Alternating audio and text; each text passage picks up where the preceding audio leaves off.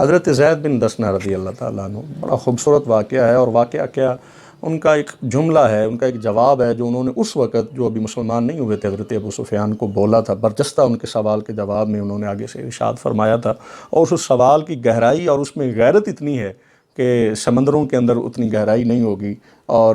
پہاڑوں میں اتنی وسعت اور اونچائی نہیں ہوگی جتنا حضور کی زلف مبارک اس عاشق نے ایک مکے کے بڑے سردار کو جواب دے کر پورے مجمع میں لاجواب کر دیا، اور اس کے پاس سوائے ندامت کے اور کوئی بھی بات نہیں تھی۔ معاملہ یہ ہوا کہ انہوں نے حضرت زید کو گرفتار کیا اور شہید کرنے کی نیت سے، قتل کرنے کے ارادے سے حرم، حدود حرم سے باہر لے کے چلے گئے۔ اجتماع بنا ہوا ہے، لوگ تماشا دیکھنے کے لیے آئے ہوئے ہیں۔ تو جب آپ کو شہید کیا جانے لگا تو ابو سفیان آگے بڑے، اس وقت مسلمان نہیں تھے، تو کہنے لگا سوچتے تو ہوگے کہ کاش تمہاری جگہ تمہارا نبی ہوتا، تو تم یہ کس مصیبت میں اور کہاں آ گئے ہو کہ تمہارے ساتھ ہم لوگوں کا کیا جھگڑا ہے، جھگڑا تم سے ہے، اور ان کی جگہ دیکھو تم، اب تمہارے ساتھ کیا ہونے لگا ہے، تمہیں قتل کیا جانے لگا ہے۔ تو حضرت زید نے جو تاریخی جواب دیا اور اس شاہ کی قیامت تک کے لیے لاج رکھی، کہا ابو سفیان لوگ تمہیں سردار کہتے ہیں، لیکن اگر مجھے پوچھتے ہو کہ میں کیا سوچ رہا ہوں، سوچ تو میں یہ رہا ہوں کہ ایسی کروڑ جانیں بھی حضور پر کروڑ مرتبہ تصدق ان کے قدموں پہ قربان کرنے کے لیے تیار ہوں۔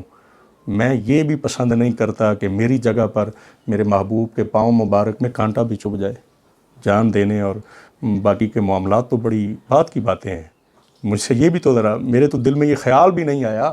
میں تو یہ بھی سوچنے کے لیے تیار نہیں ہوں، جان چلی جانی ہے نا، ایسی کروڑ جانیں بھی حضور پہ تصدق ہے۔ اب اس سے بعد اب وہ کیا سردار جواب دیتے؟ ابو سفیان کہنے لگے زمانہ دیکھا ہے، دنیا دیکھی ہے، سیاحت کی ہے، ملکوں میں آنا جانا ہے، لیکن نہیں دیکھے تو ایسے محمد کے دیوانے نہیں دیکھے۔ عاشق بھی دیکھے، معشوق بھی دیکھے، محب بھی دیکھے، محبوب بھی دیکھے، لیکن زمانے میں نہ کوئی محمد جیسا دیکھا، نہ محمد کے غلاموں جیسا کوئی عاشق دیکھا۔ یہی تو ان لوگوں کا تبصرہ ہے جو اس وقت حضور کو نہیں مانتے تھے، اور آج جو پڑھے لکھے دھتورے کہتے ہیں جی صحابہ سے آپ بڑے عاشق ہیں، ان سے بڑا عاشق ہو کون سکتا ہے؟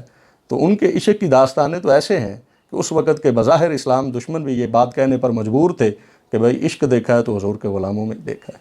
تو میں اگر آج میلاد کروں اور میں حضور کے نام پہ گھر دکان سجاؤں اور میں گلی کو خوبصورت کروں حضور کی محبت میں، تو میرے اوپر فتویٰ کیوں ہے جی؟ تسی صحابہ تو بڑے عاشق ہو۔ تو ان کے عشق کی داستانیں تو دیکھو جان دینے تک ہے، وہ تو سب سے پہلی ادا ہی حضور کے قدموں پہ جان دینا سمجھتے ہیں، اب باقی کی باتیں تو بعد میں۔ اور یار جو جان دینا اپنے محبوب کی بارگاہ میں اعزاز سمجھتے ہیں، وہ کہتے ہیں اس تو بڑی تے مہنگی تے گل ہے ہی کوئی نہیں، جان ہی ہے نا بندے کے پاس سب سے قیمتی چیز۔ تو وہ کہتے ہیں سب سے پہلی بات جو ہم کرنا چاہتے ہیں بارگاہ محبوب میں، ہم اپنی جان دے کے کہتے ہیں کبھی بھی کچھ نہیں بن سکتا۔ جتنی اونچی شان ہے اور جتنی بڑی ذات ہے محبوب کی، ان کی شایان شان تو کوئی اور ہی چیز ہونی چاہیے، لیکن جب وہ اپنے دیکھتے ہیں اپنی طرف تو کہتے ہیں ہمارے پاس تو ایک جان ہی ہے نا، اسی کی تھوڑی سی قیمت ہے۔ تو وہ اس جان کو بھی حضور کے قدموں پہ نچھاور کر کے کہتے ہیں یا رسول اللہ ہمارا کام بن گیا اگر یہ جان بھی حضور کے قدموں پہ قربان ہو جائے۔